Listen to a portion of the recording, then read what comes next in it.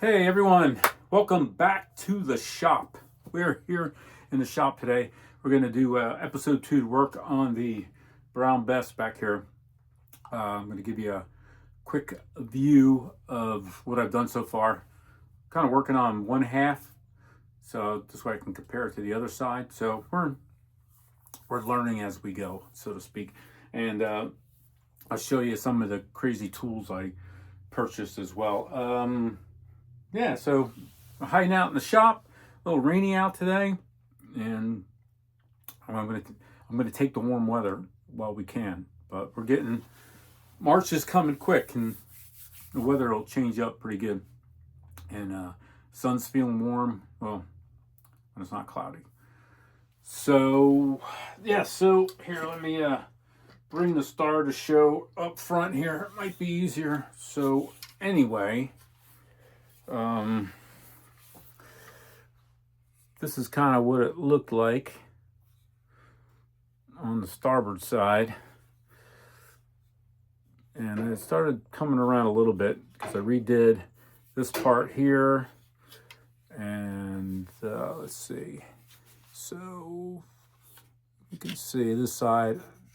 Am I on the right side? This side I kind of smoothed out already, and I still have to work on this side because it's got this little lip there. Size, little close-up comparison. I worked on the muzzle end, kind of get that eased down.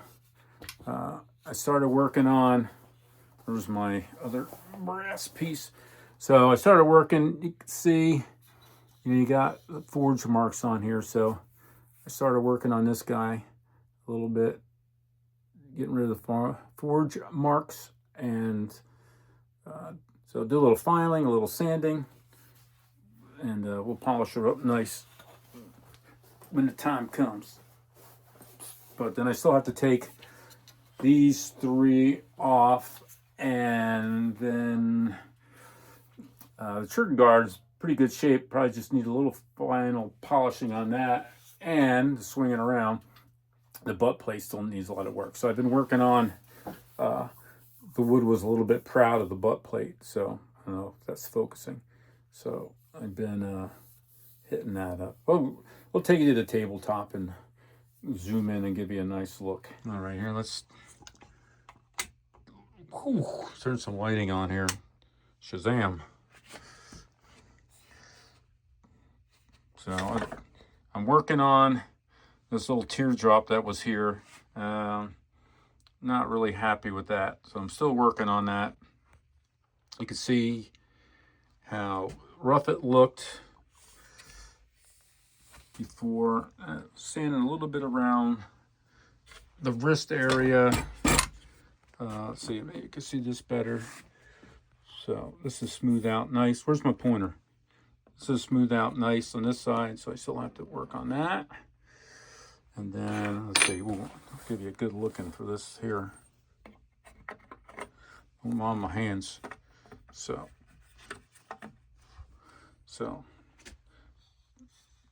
it's looking pretty good. And still do a little more filing. There's some holidays in that from the forging. So I don't know how perfect that has to be. And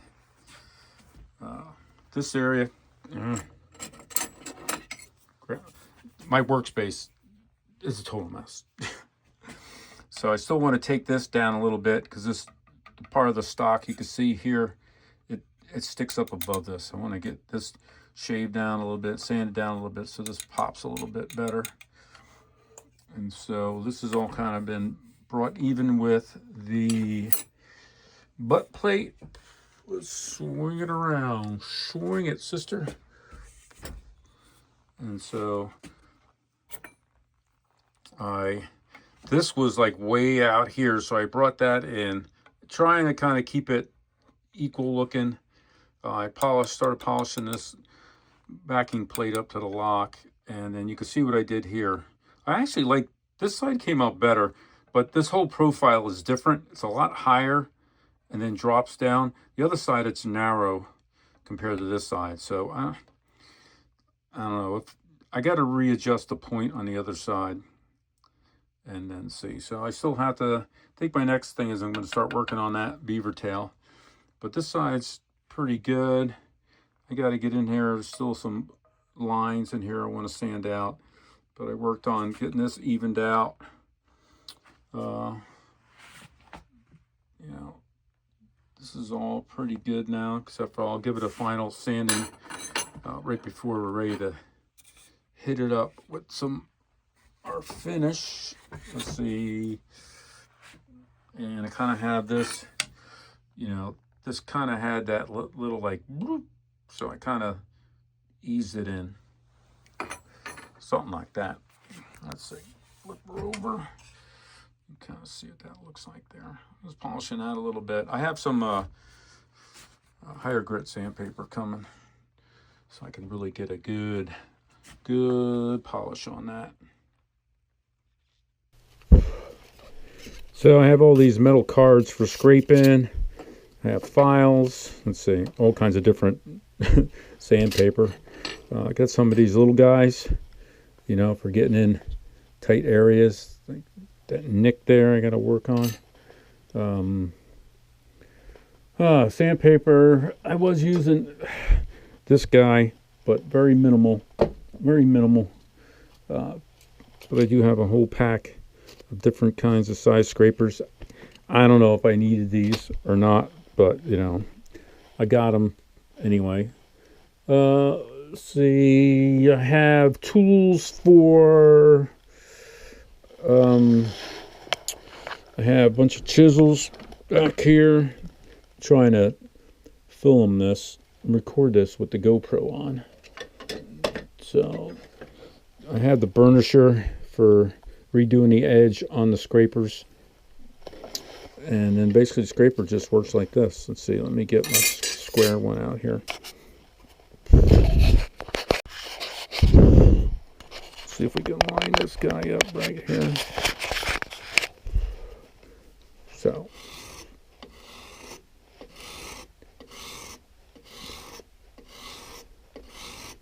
just like that.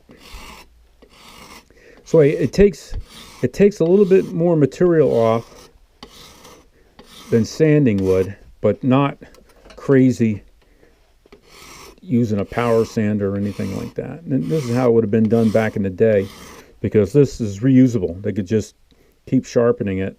Whereas, you know, if they had sandpaper, it was very expensive. And then when you were done with it, you just would throw it in the garbage. So this is kind of how I started the other side. I did a little bit of scraping till I got a lot of these warbles out of here, and then I went to the sandpaper. So you just kind of sit back. I put my audio book on and just get to work. There's, you know, an hour or two at a time, and getting it done.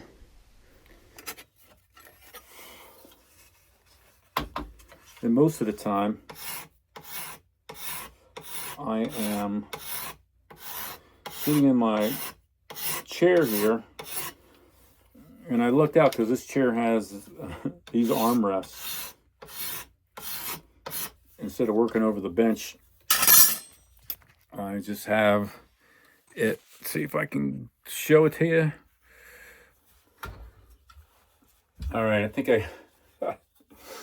trying to figure out where to put the phone, put the GoPro. Nothing seems to be working. But anyway, I cover up the metal armrest with a couple of these old towels my wife gave me. And then I just sit back here and relax and start scraping away. Yeah. And I usually check my watch, see what time it is. All right. And then I've been keeping track of how long it takes. But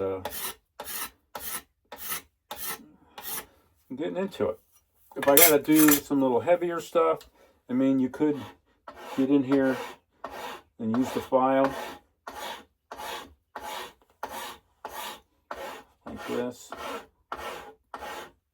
This file is actually pretty fine, so it takes off less than the scraper does. But I also have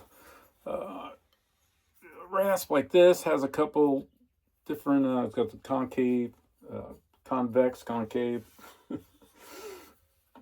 And this raspy side I tried the other day, but there's a fine line between using a heavier grit, even in the sandpaper. You could take material off quicker, but it's going to leave you with more scratches. So sometimes it might be easier to use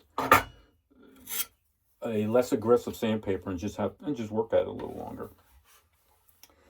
So at some point, I'm going to have to take the trigger guard off to really work on this. But I've been just going slow and steady. And, you know, you're not going to rush it. You're just going to take your time. And at the time, it's slipping off on me. But I found this was easier than working on the tabletop. So then you have these little ones in here. You can get in here. This one I've used quite a bit. Just like you could be careful. You can't see it there, but this one has sharp edges on it, and you want to make sure you stay perpendicular because you'll end up, when I was doing the other side, I ended up adding scratches. Then I had to come back. This one's got a curve on it, so it's kind of a little nicer. You could hit this high edge where this router mark was, but you're not adding scratches because you might be tipping it a little bit. So, you know, this ain't no, I'm bringing you along just so you can share in the journey with me. I'm not no professional. There's a lot more guys on YouTube that are building muskets from stock, blank wood. So I'm just using my little bit of carpentry knowledge to have a little fun and save myself a little money. In this area, you just get in here with some sandpaper. You know, this little curved area, you just kind of like using your fingers to match up on the stock. Let's see, I got some. You could. A lot of times they say to back the sandpaper, so you don't create divots, and then you can, work it like that.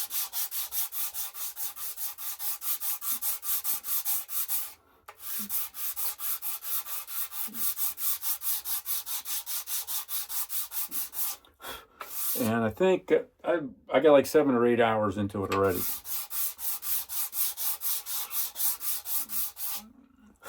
I sand until my shoulder says it had enough. And then I take a break. So yeah, I gotta do something with that. But that's where we're at. I did have this box of stamps that I had. I did stamp a couple of pipe racks I made. So underneath the backing plate here, underneath the backing plate, I stamped my initials. They're in there somewhere. That's why, something ever happened, your gun goes missing, I'm going to do something. I'm going to probably stamp something in the back of the buttstock as well. Brown Bess project. Anyway, thanks again for stopping by to watch me ramble on and try something I have no experience in. Hey, you guys, get out there, enjoy yourselves. Try something crazy like this, right?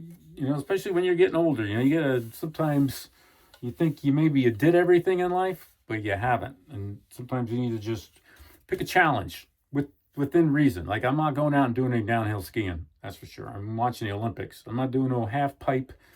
I'm not even strapping on ice skates anymore. But I can mess around trying to sand and put together a old firelock musket. All right. Anyway, get out there, enjoy yourselves, and stay safe. All right, Kevin, and get back to some sanding. See you later.